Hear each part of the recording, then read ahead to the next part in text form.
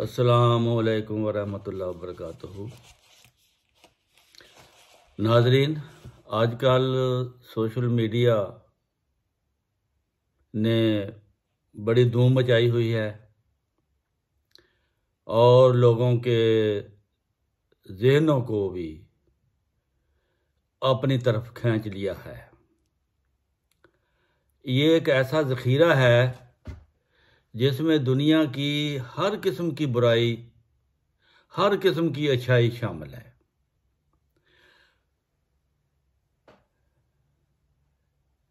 और हर किस्म की शैतान की पैदावार जो है, मसलन झूठ, फरेब, शोबदाबाजी, गीबत, बेहयाई, तकब्बर, जहालत, जुल्म करने के तरीके, कमज़ोर की मदद करके पैसे कमाने के तरीके, हर कोई अपना फ़ायदा और फ्रॉड के तरीके, बयानबाजी और चरब ज़बानी से लोगों के दिल बदलने के तरीके, घरों में लड़ाई फसाद कराने के तरीके, ख़ानदानों में नफ़रत फैलाने के तरीके, रिश्तेदारों में और मियाँ बीवी में जुदाई डालने के तरीके, ये सब शामिल हैं इसमें। लेकिन इसमें अल्लाह और उसके रसूल की बातें भी शामिल हैं, सच्ची तालीम भी शामिल है और खुदा को मिलने के रास्ते भी इसमें शामिल हैं। लेकिन इसमें तलाश, अगर हम सही रास्ते को तलाश करने की कोशिश करें तो कामयाबी मिल सकती है, लेकिन शैतानी काम जल्द ज़हननशीन हो जाते हैं और रहमानी अहकाम पर अमल करना थोड़ा मुश्किल है।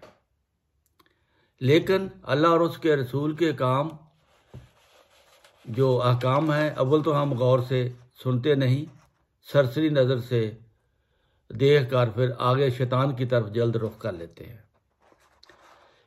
इस मकसद के लिए इस ज़माने में इंसान को बचाने के लिए अल्लाह ताला ने इस वक्त के इमाम को भेजा,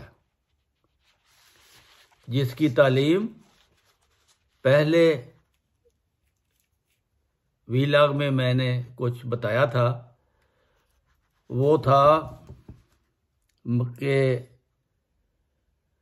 खुदा के बंदों पर रहम करो, अपनी ज़बान या हाथ से किसी से जुल्म ना करो, मखलूक की भलाई के लिए कोशिश करते रहो, किसी पर तकब्बर ना करो और किसी को गाली मत दो गो वो गाली देता हो, गरीब, हलीम और नेक और मखलूक खुदा के हमदर्द बन जाओ।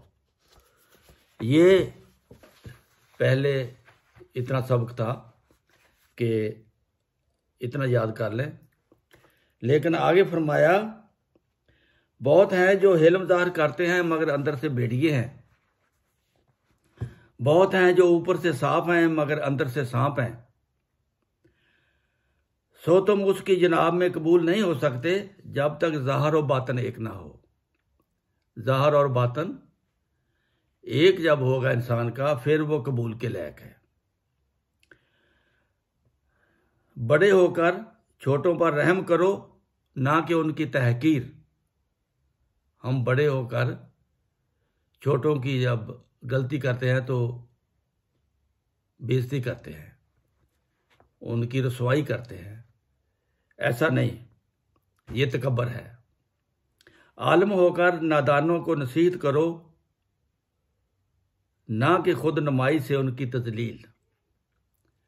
अगर आपके पास इल्म है तो फिर नादानों को अच्छे तरीके से नसीहत करो ताकि उनको भी फ़ायदा हो।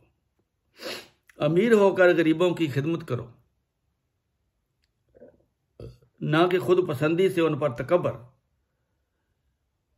जब किसी के पास पैसा आ जाता है तो वो गरीबों को तकब्बर की निगाह से देखता है।